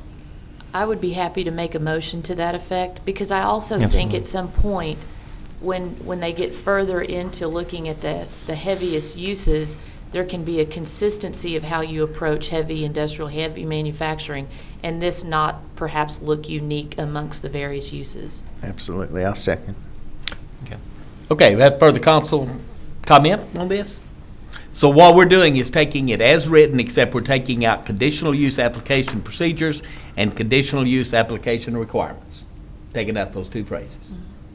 And not making a conditional use required for the approval of this category. Comment from the public before we call for the vote? All in favor of this ordinance as stated, except taking out conditional use application procedures, conditional use application requirements, please say aye. Aye. Opposed, nay. Nay. I think I'm on a nay it as well. I think we need those conditional use. So we've got a 5-2 vote to accept it. That give you what you need, ma'am? Yes, sir. Yes, sir. All righty. And let me assure you, the second reading will have the amended wording in it for your review. Very good. Very well. Number 13 is consideration of authorizing the chief of police or his designee to negotiate a contract with the sole bidder in response to RFCSP PD 0214 T4C Cross Country for the construction of a boathouse lift to be located at 2022 Cattail Lane, Lake Nasworthy, to be used storing police department boats, and authorize the expenditure of $12,327.08 for professional architect and/or engineering services. Chief Fant, you have the floor, sir. All right, thank you very much. First of all, I'd like to apologize for the lengthy delay in getting this back to you. It's been almost a year since we came to you the first time on the boathouse. I was going to say. It's been almost Rodney's a year. been keeping us abreast He's been keeping Yeah. notes on this. Yeah, yes. Rodney's kept it alive. I think he has. Unfortunately, we had a few unexpected delays. We initially believed that the builder's drawings that were presented or given to us by the Nasworthy Homeowners Association could be utilized with a little bit of minor tweaking and things like that to meet city codes and city ordinances and et cetera. Unfortunately, as we got deeper into it and we started looking at the state laws and things like that, we found that we needed a few more things in order to meet the requirements of state laws. Regardless, even though it's a very simple structure, essentially a tin barn with an electric boat lift in it, it's still considered a public facility. So therefore, it has to fall under those same guidelines, the engineering studies, et cetera. So those took a considerable amount of time, and that's where the estimated cost for the architectural engineering services comes from. What we did, we finally got the RFP put out based on those requirements. We sent it to 21 contractors. That was a question earlier. It's how many we sent it to. We sent it to 21 contractors. Only one elected to participate in the bidding process. and hence we came back with a cost that was significantly higher than what we had originally anticipated. We were originally anticipating somewhere in the neighborhood of $70,000 to $80,000 for this project. It come in almost double that, or approximately double that, as you can see. So basically what we're here to do today is, first of all, what we would like to do is we would like the authority to go in there and try to negotiate a little bit better deal, so that we can stay within, I've talked with the Michael Dane and Tina Bonnell over in finance about the availability of NASworthy investment funds that were available for this, and they've given me an amount that we must stay under, and there's really not any other choice in the matter. That's all the money we have for this project, so we would like to be able to go in and negotiate that and authorize the use of those NASworthy trust funds by council to continue this project. Rodney, you've been carrying the ball on this. Thank you, Jeff, for working also on this very hard. Now, I know it's taken a long time. This is a very, very important project to me, and I think actually to the citizens of the city, because of how vital this is. Most people don't understand is that our police force does not have a presence on the lake. They have to actually go out to the airport, get a boat, load up the trailer, go and drop it in. If we had an emergency out there, or somebody was drowning or something like that, it's a long process. And this is why this project came to me early on, and why I think it's so important on this. The cost I know has gotten high, but now, when I look at a 500 square foot concession stand down on the river that costs $500 something a square foot, I look at this project built over the water. I'm thinking, well, this is a lot better deal than we're getting on the concession stand. So I think this is a very big deal. I know that when we first started out on the plans, it was totally different than what the plans are now. And I see, and I agree with the plan changes that we have to do out there, because this is different. This is like having a police station over water, and it's got to be secure. It's got to have a lot of extra things. This is not a boat dock, or even, if I can compare it to the concession stand, it's not the same. Yeah, it's not the same thing. You might lose support. This is so important, and has equipment that's inside of this building that we don't want to lose, and that's why it's so expensive on there. I definitely want this to move forward. I hope that we vote to have it move forward. What is the price that we have to get it under? I believe that the total amount available is about $155,000, but I think Tina's got some exact numbers on those. It's $155,200 is what's left of those funds. And how much is the total on this right now? It's more than that right now. It depends on what we add. We did it in a line item. The a base building was $137,000, and then there's an exterior walkway, pull-up dock, so that the guys could get in and out quickly rather than having to dock their boats inside, that we would like to add, and that was another $19,000. So plus the architectural fees that were going to be on top of that. So we're looking at $160,000, $170,000 overall. That's why I want to be able to go in there and line item a few items out, and maybe we can work on a few things there. And Shay, you're talking with Shay, right, on this? Yes, stuff? sir. We just need to sit down with Shay and see what we can do on this, and I bet he can help us out a little bit on this. I think that's exactly what we're going to be able to do. Gary Donaldson, the architect that we've been visiting with on this deal, he provided the estimate of his charges of what they will be.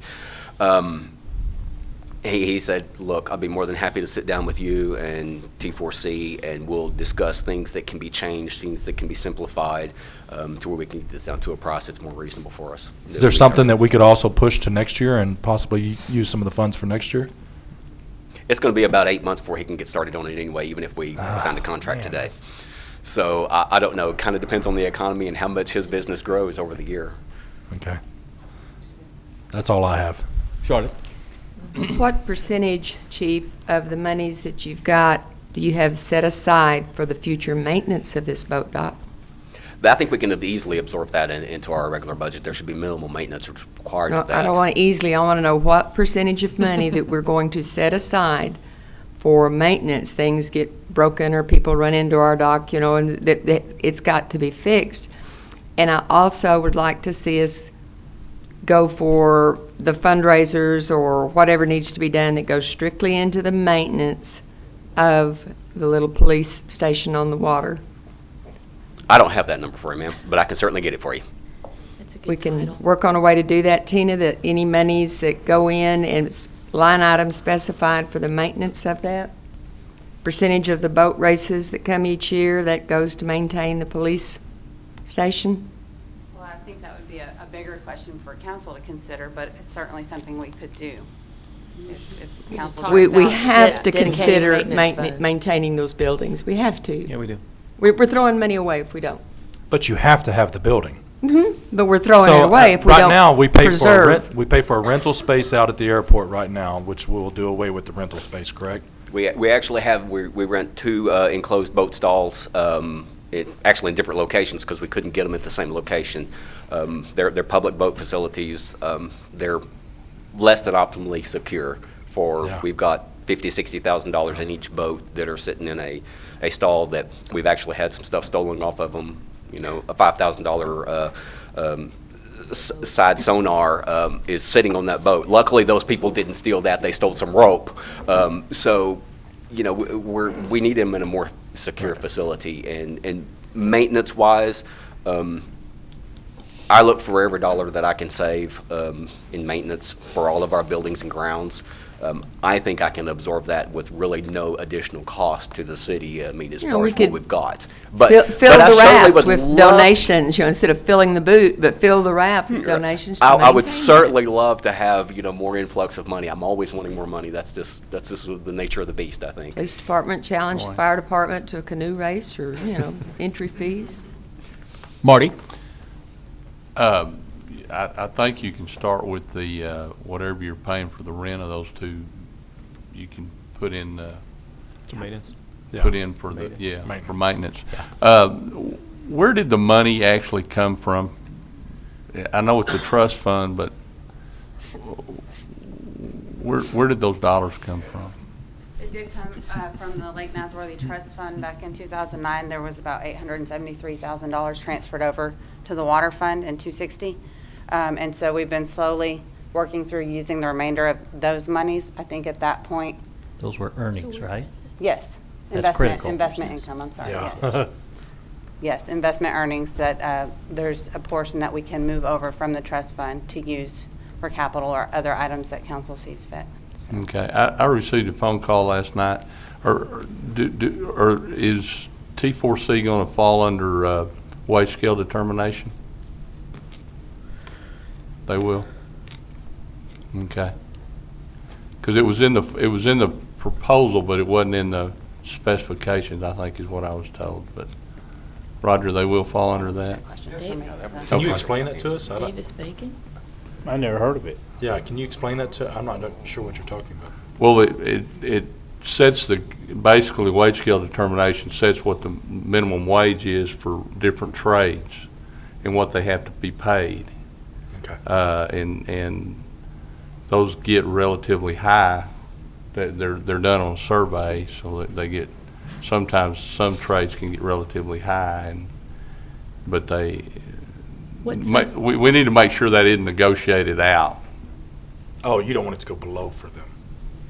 What funding source in this requires that? None.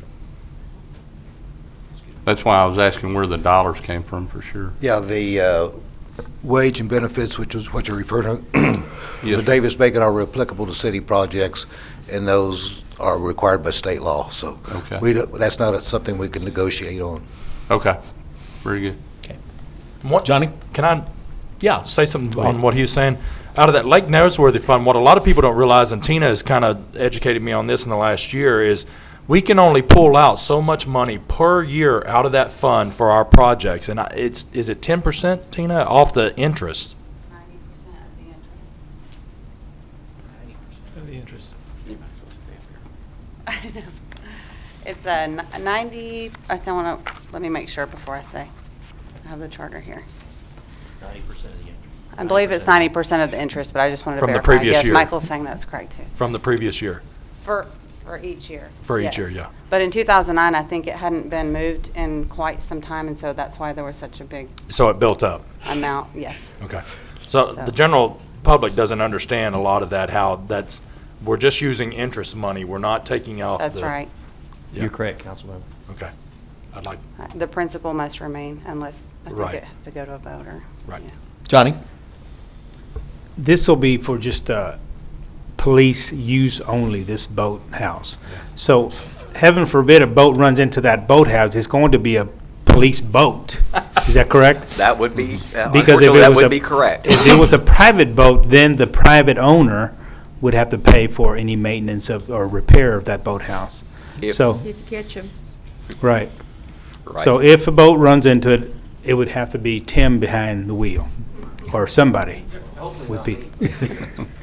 That would be correct. More than likely, it would be one of our own boats damaging our own property there. Right.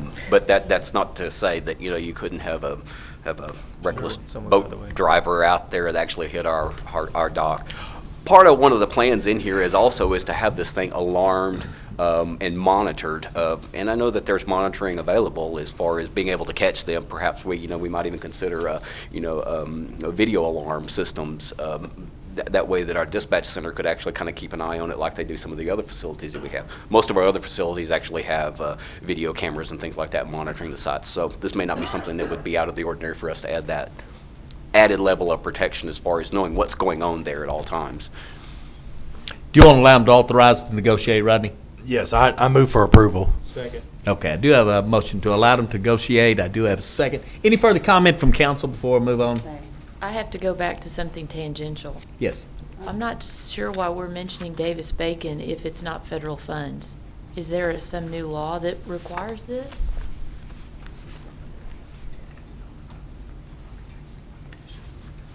We just use their rates for city projects. We don't have our own rates. There's our labor rates and benefits. It would require us to do our own labor studies, and since I've been in purchasing, we've always used their rates for all city projects. It's not, you're right, it's not federal funds, but the state says you either do your own survey or you use theirs, and so we've traditionally used theirs. So I think as the other end was alluding to, when we ask you or David Knapp why projects are expensive, more expensive than we believe they should be, Yes, ma'am? I mean, that is one That's one of the factors. contributing factor. I think it's very admirable of us as a city. I didn't realize that was our policy, but it certainly impacts the bottom line. So thank you for the clarification. I Right. didn't know that. Just as an example, electrician rates this year were like up 30% over what they were last year. Matter of fact, they are, but they're still lower than what we're paying on our individual contracts for our own building facilities. So, but they do increase based upon, as Mr. Self said, based upon their surveys and studies. Okay, is this an ordinance or is this a state? It's law? state.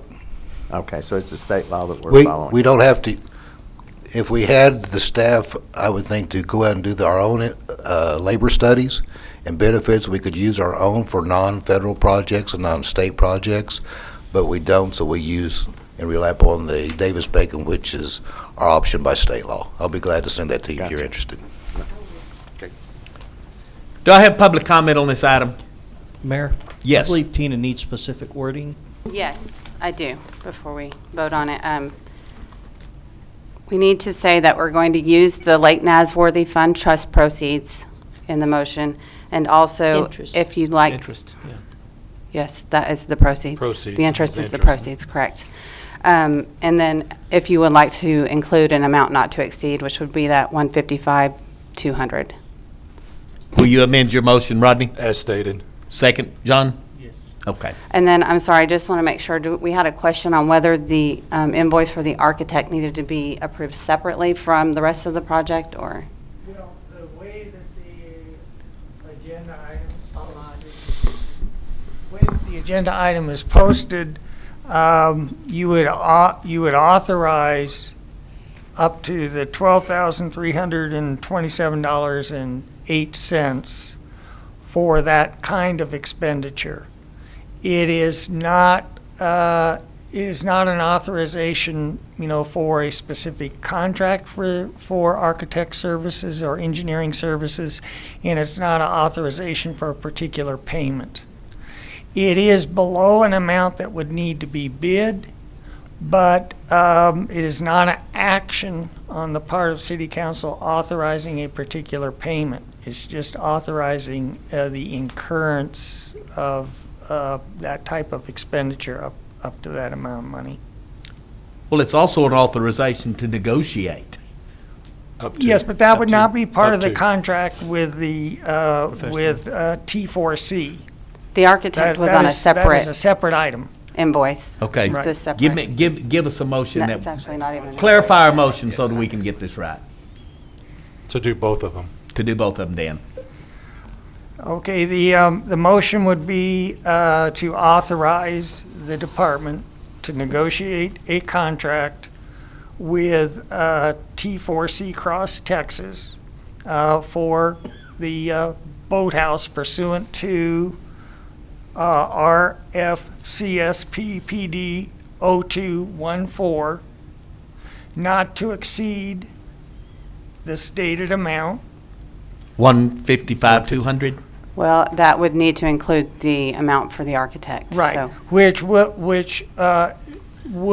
include authorization to incur architect or engineering services in the sum of not to exceed $12,327.08, which is part of the $155,000. Right, correct. You got that, Rodney? As stated. Okay, you got that, John? I do. Yes. And we didn't, and Jeff didn't pick, the homeowner association came to us with this drawing, and they had the architect, and that's why, but it is under the cap of what we'd have to go out and get another one for, so. That's correct. You satisfied, Dan? Yes. You satisfied, Tina? Yes, sir. I've had public comment, we've had council comment, I'm going to call for the vote. All in favor of the amended motion, please say aye. Aye. Opposed, nay. Thank you very much, Jeff. Thank you. All right, number 14 is the first public hearing, introduction of an ordinance amending the 214-215 budget for new projects, incomplete projects, and grants. Ms. Chegwin, you are on, ma'am.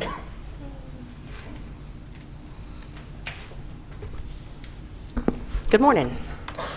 I've got a quick housekeeping item here for y'all. I'm just going to hit the high points on the additional information in your background. I'll go item by item, but certainly grab me with any questions. The first item before you is traffic operations equipment repair, revenue of $40,000 and expense of $40,000. This is for reimbursed expenses, subrogation, insurance claims when we have our own equipment injured or damaged, and we have to replace that. So that's just a housekeeping item. The next item is keeping the worth grant through Atmos grant, and so this is an additional amount above what we had originally planned of $7,563 in revenue and expense. The next item is West Texas Water Partnership reimbursement. This is just a change in our accounting process that we traditionally get those reimbursements for any expenditures related to that program from the Development Corporation Type B sales tax into the Water Capital Fund. So we just need a budget for that revenue and budget for that expense. It's revenue neutral to the fund. The next item is a Public Health Emergency Preparedness Program grant. The FEP grant is $12,345 with a local match of $1,234 for a total program expense of $13,579. But then you also have that expense in the general fund of $1,200. So the general fund will contribute the local match for that program. And the last item there before you is an additional grant from the Texas Healthy Communities grant for health supplies. That's a variety of things from 6 bike racks for trails and also 12 lead ECGs for one of the ambulances for a total of $212,376. Somebody help me out here. Motion to approve. Second. Do have a motion to approve is presented with a second. Council comments? Rodney? How many bike racks was that? 6. 6, yeah. Anybody else? Do I have comments from the public? All in favor, please say aye. Aye. Opposed, nay. Put a 7-0 on that one, Brian. And item number 15 is discussion of a 215 through 220 capital improvement plan preparation. Ms. Morgan?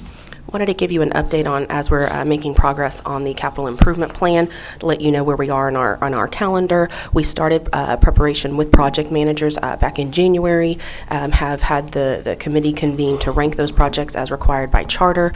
We also proceeded with public forums, which I'll talk a little bit about. Certainly you have the informal minutes in your background, but wanted to let you know the results of those. The public forums were February 19th at the Convention Center here in this room, and a second one at February 23rd at Lincoln Middle School.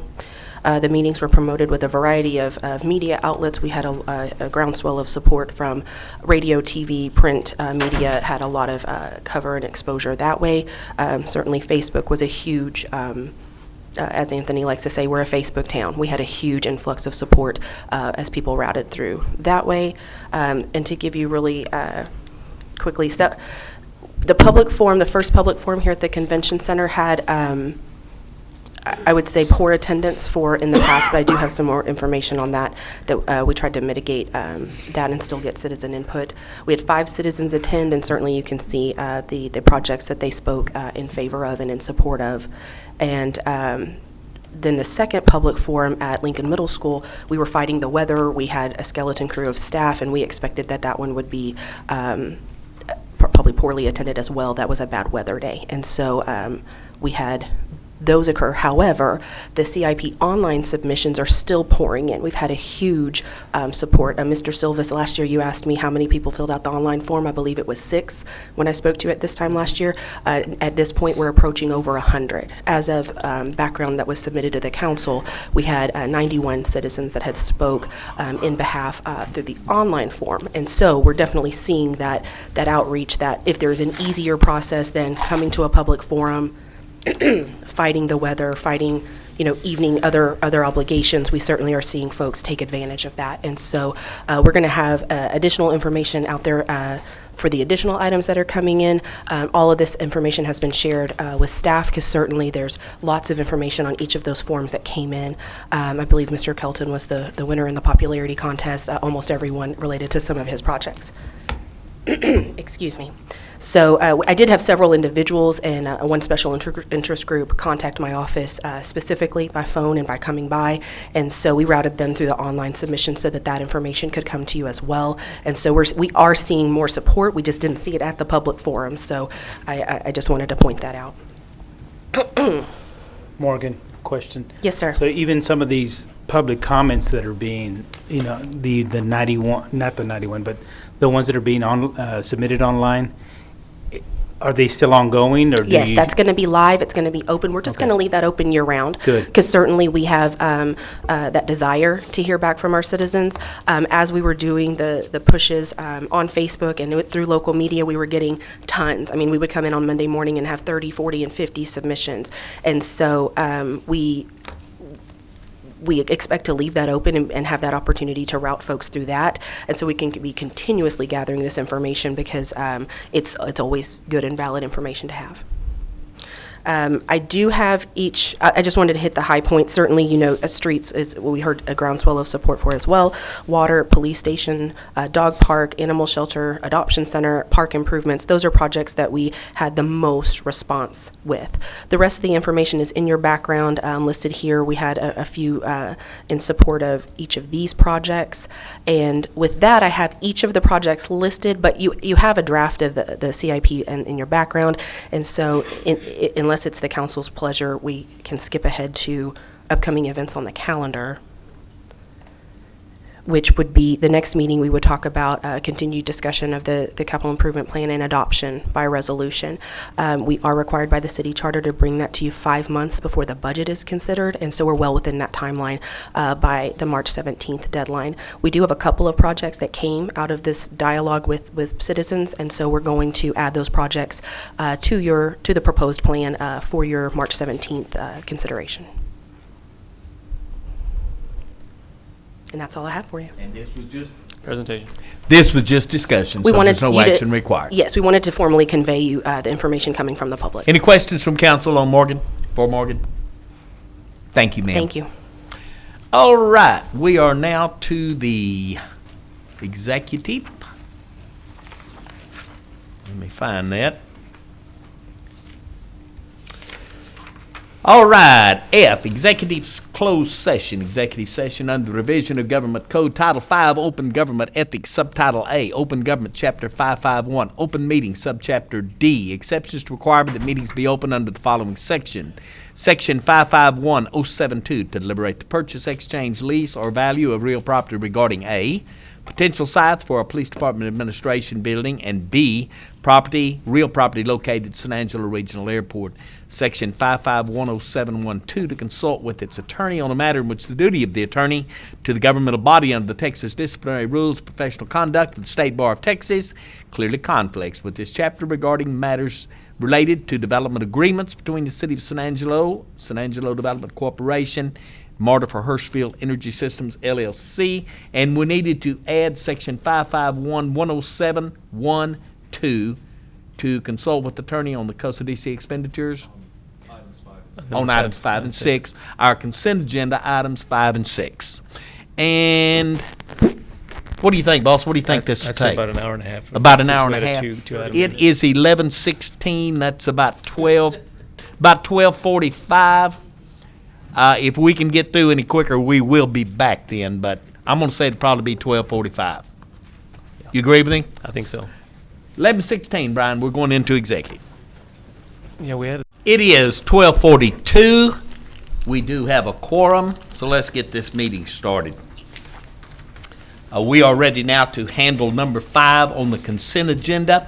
It's consideration of approving the Economic Development DREP Performance Agreement between COSA DC and Dakota Coffee Company Incorporated in the amount of $98,288.50 in economic incentives in substantially the same form as the attached, and ratifying the authorizing for execution by COSA DC. Move to approve Second. as presented. That's what we Second. needed. Move to approve and a second. We discussed this in executive council. Any further comment from council? Any yeas or nays from the public? Yes, sir. Discussion in the executive session just related to some legal issues. So if there's Yeah, that's all we any were speaking discussion about. about the merits, that should take place at this time. It was legal issues as was read in the executive session. Preliminaries, yeah. Motion to approve as presented. All in favor, please say aye. Aye. Opposed, nay. Put a 6-0 on that one. Number 6, consideration of approving a rental agreement between COSA DC and West Texas Training Center in the amount of $250 per month in substantially the same form as the attached, and ratifying the authorizing for execution by the COSA DC Board, Roland Pena. Move for approval. Second. Okay, a motion to approve by Don, second by Marty. Any further public input? All in favor, please say aye. Aye. Opposed, nay. Put a 6-0 on that one.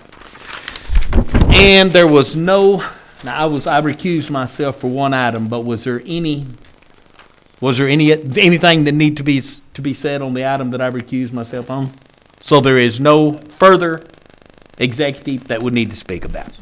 Okay, number 16, consideration of possible action matters discussed in executive closed session if needed. There is none. Number 17, announcements and consideration of future agendas. I understand that there is going to be a special meeting on 3/11. What is your time on that? 9 o'clock at this location? Is that what y'all want? Because I will not be here. This is the item I've recused myself on. Yes. Yeah. Okay, 3/11, 9 o'clock, right here, special meeting for consideration. Okay, the 3/17 meeting.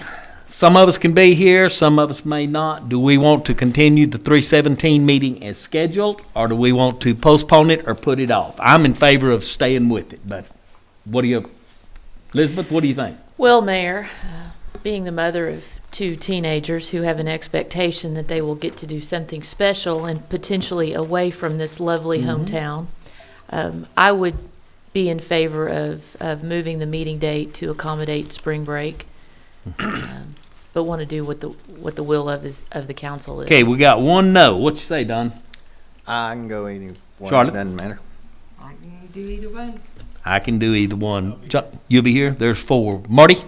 I can do either way. You can do either way. Rodney? I'm not going to be here. Okay, that's 5-2. Let's have the meeting on the 17th. If we've got 5 members and we can still have a quorum, we can still have the meeting, and we don't have to repost all of the planning things. Okay, next meeting as scheduled, 3/17. Okay, Elizabeth, I'll start with you for consideration of future agenda items. For announcements. I will have a neighborhood chat in March, but with spring break, I haven't set the date yet, but I would imagine that we'll do that. And I'll have it in advance of the March 17th meeting so that we can talk a little bit about CIP. And that is open to residents of single-member District 5 as well as friends of single-member District 5. And I would say that probably half of my attendees are from other districts. Also, you may know that Chief Vasquez and I, along with Garland Free, spoke at an event last week sponsored by the WTOS at St. Mark Presbyterian. No. It was a very cold night, but it was very interesting, and it was kind of centered around race relations in our community and how far we believe we've come, but also a reminder that there's still much left to do here. And so it was actually fun to sit with the chief and kind of talk about some of the disagreements we had over time and how we've progressed and how the community has progressed as a result of maybe groups that had not always been aligning and accomplishing something. So I would imagine that the WTOS will want to have more of that. But it was a very positive meeting, and unfortunately didn't have more attendees. But as I said, it was again one of those weather nights. Other than that, I think I've let staff know what I'm interested in the future. Don? Nothing. Charlotte? Yes, so once again, I'm going to bring up trash from behind the Lowe's and the Walmart store all the way along the loop till you get to McDonald's. It is bad, real bad, and I would like some attention in getting that cleaned up. You know, the March winds are here, and some of them are just really caught in branches and stuff, but it is unsightly. That said, as I said earlier, I'm starting, hopefully it'll be a quarterly, Let's Talk. And I do know the first meeting is going to be in April. I don't have the exact date, but I believe it will be at TLC. The planned topics that I plan to talk about is things in District 6, the roads, the streets, and any development that I'm allowed to talk about. Just to be able to answer constituents' questions of what's going on and where we're going, and possibly what we plan with reference to streets and some work. I hope to have some finalized reports and information, and am going to invite the mayor if he's brave enough to come again. But I'd love to have him there, and anyone running for mayor, but city manager as well, and we'll try to plan it. But it will be an early meeting. It will be 6 o'clock. And a few staff people, if I may, and that's what the 6 in the morning, Charlotte, or is that no, just making sure? I don't do mornings. No. Okay. If you want me at 6 in the morning, Forget I it. better not have gone to bed the night before. That's funny, Daniel. That was Well, funny. yeah. 6 in the evening, but I do plan to have a town hall meeting called Let's Talk. And it is for folks in my district, but that's a lot of shopping. So naturally, if you shop in the area and you don't live in the district, you're more than welcome to come and listen to what we have to talk about. And I would like to ask our streets and bridge folks to be on hand and the planning to be on hand. That it? That's it. Johnny? Just a reminder that I did ask for an update on the Avenue P, and I think, and I assume it's going to be on the next It will be on the next one. agenda. Yes, sir. That's all I have. Marty? I was really glad to see that we're going to have our zoning ordinances done, our new ones done by the end of the year. We're shooting for.